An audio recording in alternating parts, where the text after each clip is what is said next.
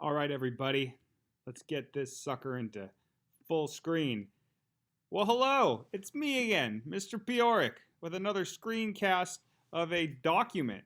It's everybody's favorite thing to watch, especially if you're self-quarantining.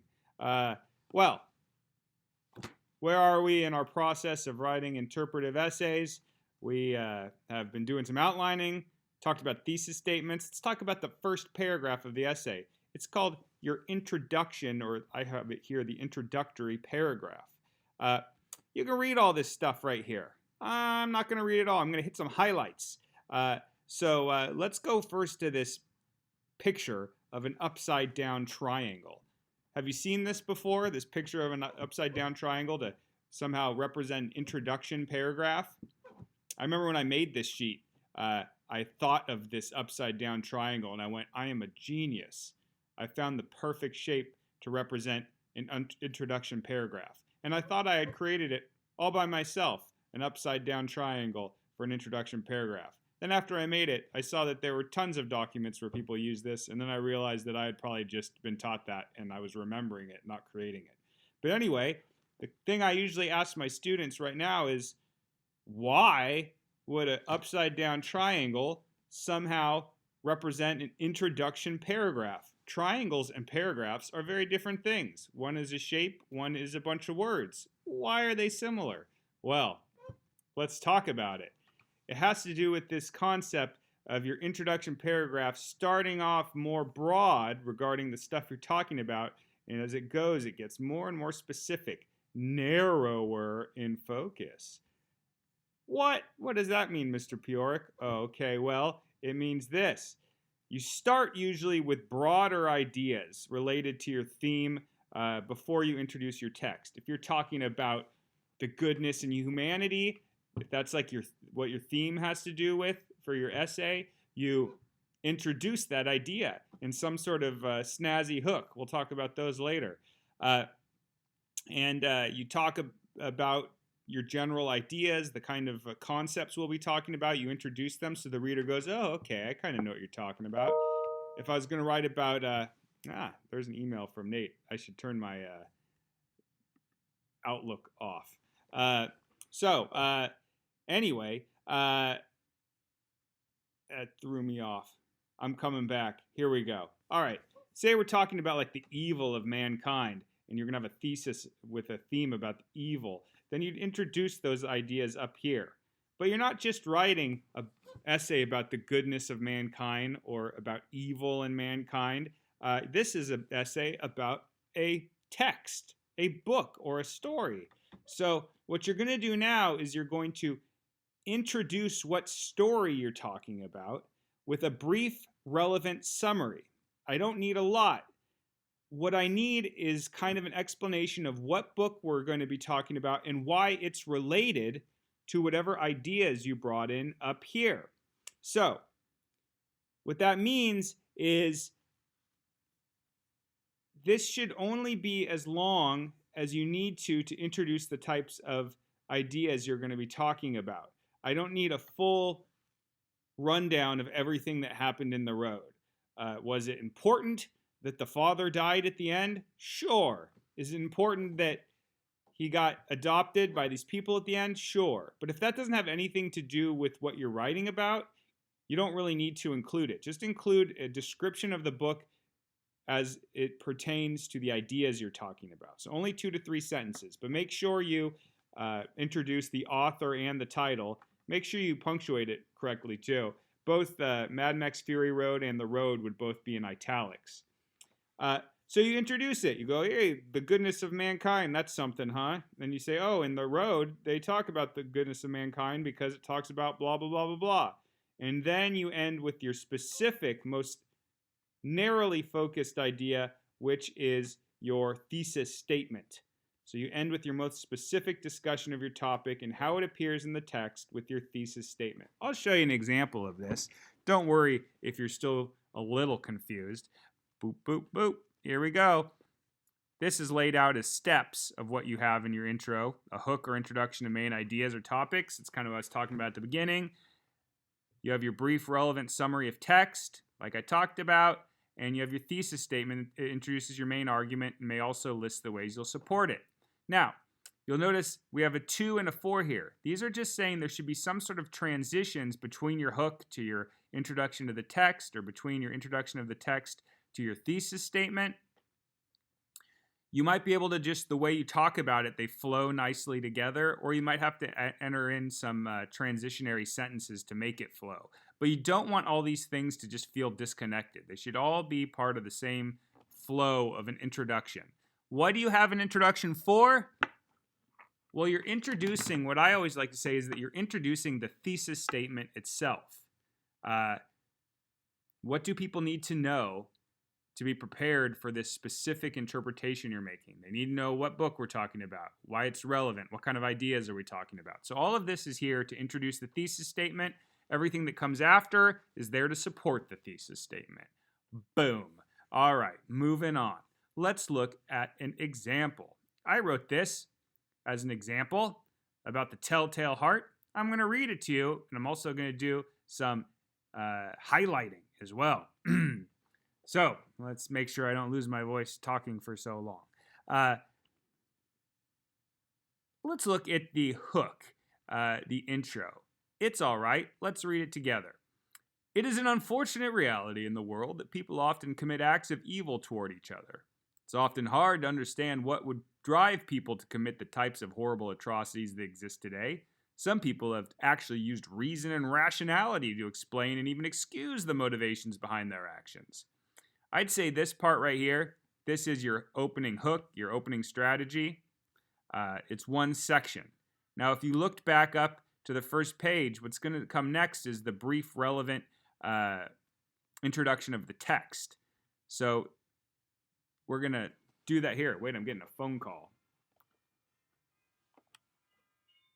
All right, I have to stop this. I will continue it. Hold on. All right, guys, I'm back. I had a phone call from my dad, so I talked to him for a while. He's doing good. He's a little older, but they're doing well. So I'm coming back to continue this screencast. For you, it's probably only a second because I'm going to edit these together. But let's go back to where I was. Well, I want to view. I want to enter that full screen. There we go. All right, so I just told you that we have this opening hook to our introduction paragraph. It's introducing these ideas of evil, of the way people explain their evil. Some use rationality and reason. I'm bringing these ideas like reason and rationality into your mind so you'll understand where this is going. But now I need to start getting into the text. So let's keep reading. Author Edgar Allan Poe, however, would seem to point to a more powerful force than reason to explain works of evil: emotion. So what's going on here is I am getting into the story, but also continuing almost this discussion of reason, rationality, and emotion as I start to work my way into a specific text. So this is kind of a transition sentence. It's making sure these things kind of go together. Now, let's talk about this part here. So all of this really right here, boop, boop, boop, boop, boop, is, we'll make it green. This is all kind of the introduction of the text with some other stuff. It continues the hook and it feeds into the thesis down here, but let's read it. So starting here. In the short story, The Telltale Heart, Poe gives us a narrator who commits a brutal murder and then boasts about how reasonably he carried it out, as if he was always in complete control due to his rational approach. Poe shows us, however, that even this man could not rely on his rationality to keep his emotions from overpowering him in the end, and uses the functions of the setting in the story to prove it. So a couple notes on this. If you've read The Telltale Heart, you'd probably go, Mr. Bjork, what about the vulture eye? Wasn't that important? And I'd go, yes, it was. What about the fact that the guy's, he hears a heart keep beating after he killed somebody? Isn't that important? And I'd say, yes, it is.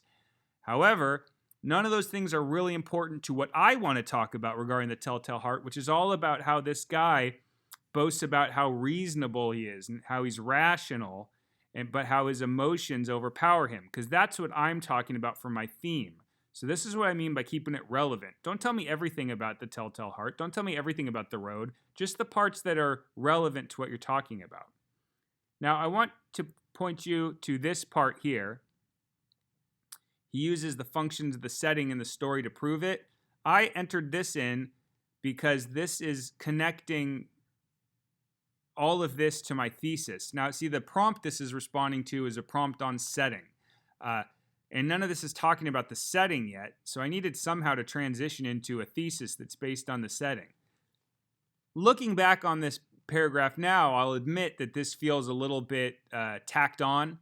So there's things I could improve on this. This whole thing feels a bit long anyway, but at least it showcases these different parts of the intro. So here's finally the thesis. It's a long one because it's a complicated prompt. Could probably be made shorter, but it is what it is. So it goes into this this setting-based thesis. The house that the narrator commits the murder in contains a darkened, shuttered room that creates an anxious and eerie atmosphere, consists of walls that reflect the guarded nature of the narrator, and conceals a hidden area beneath the floorboards which represents the hidden secrets within humanity, all of which work together to allow Poe to demonstrate how emotion is a more powerful force than rationality. There's that emotion and rationality, all those ideas that we had already introduced here. Now they make more sense to us here.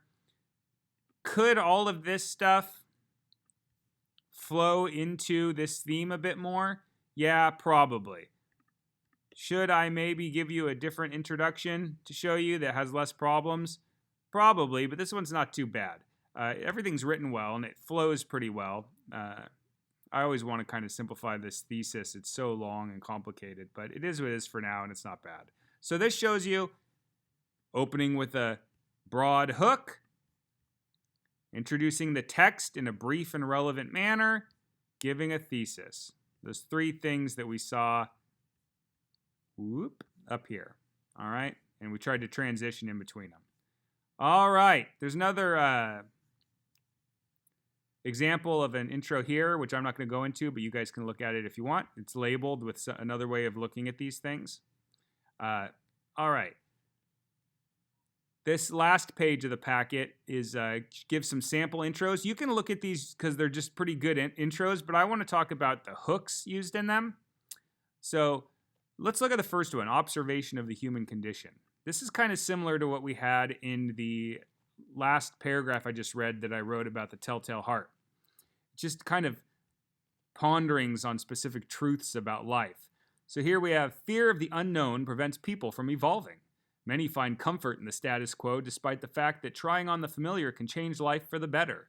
In his 1985 short story Cathedral, American author Raymond Carver brings us a crotchety unnamed narrator whose habit of rejecting anything new makes his life insular and uninspiring. Blah, blah, blah, blah, blah. I just wanted to point out this thing. See how this idea of the fear of the unknown and taking comfort in what's normal is kind of introduced to us in just a general discussion about it. So that's one thing you can do. People often do that one. It introduces the ideas, then it shows how they show up in the story, then it gives us the thesis. Here's another one, atmospheric. I'll try to read it in an atmospheric way. Ready? Alienation, separation, estrangement, being removed from the group. A feeling that humans try to avoid, yet author Bret Easton Ellis seems to welcome isolation into his novels with open arms. Blah, blah, blah, blah, blah. All right. Is this one kind of silly? A little bit. Why do I include it on here? Well, I like to show you that sometimes in your intro, it's one of your chances to be a little more creative. The rest of the essay in your body paragraphs is all about getting the work done and explaining the interpretations. If you want to be a little bit more artistic or poetic, sometimes you have a little bit more leeway in the intro here, sometimes at the end of the conclusion.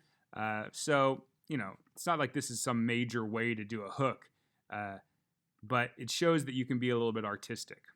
All right, historical info. This is more helpful when books are more placed in their own specific history. It's a great way to talk about like Huck Finn or maybe a book about World War II or something like that. This one they do on Great Expectations, a Charles Dickens novel in Victorian England. So let's read this one real quick. Victorian England's culture was sanctioned in a strict social hierarchy where it was nearly impossible to change one's social standing. In Charles Dickens' Bildungsroman, Great Expectations, the differentiation between the social classes is clearly demonstrated through the life of Pip Pirrip. All right, so we get some historical info that kind of places the reader in the kind of world we're talking about, then connects it to the text, then goes on. So that's good. That's something you can do. I don't know how well it's going to work for post-apocalyptic essays because they are not in a historical time and place. They're actually in a future time and place, but this is a way you can do it sometimes. Finally, starting with a quote. Usually, if you start with somebody's quote, you want it to be someone we've heard of, so we care why they said it. Be careful of looking up famous quotations on the internet, because often they are not actually correct. And then, make sure that it's a good quote. There's a couple other rules about using quotes as well that I'm going to show you here. Vincent van Gogh once said, "As we advance in life, it becomes more and more difficult, but in fighting the difficulties, the inmost strength of the heart is developed." It's a nice quote. Look what they go on to say. Van Gogh points out that life will never cease to present challenges, but it's how a person reacts to these challenges that define him or her. Jack London touches upon the same truth in his celebrated 1903 novel, The Call of the Wild. Here's what this person did well. Number one, good quote from somebody we've heard of. Vincent van Gogh, a great artist. Then they don't just start talking. Sometimes people just leave the quote there for us to ponder, then they start writing about something different. You don't want to do that. You want to explain why this quote shows us something. So they do. They explain what the quote's saying. And then, also important, they connect what that's saying to the novel here. So you want to use it. Tell us why you just told us about this quote and how it has to do with your book. So that's a way to use a quote. There might be other ways to do introductions. And if it's something that works, go for it. What do we usually tell you not to do? Try to tell you not to do a question as your hook. Those tend to feel a little bit hokey. All right, down here I have something on a conclusion. We're not going to go over that. That means we're done with our introduction screencast. Look what we covered. Wow. Hey, guess what your homework is tonight? It's to write a rough introduction to your post-apocalyptic essay. You need to have that done before 8 a.m. tomorrow. It's your homework. Anyway, do your best. You have time to revise. Hope you guys are doing well. And take care. This is Mr. Pjork signing out.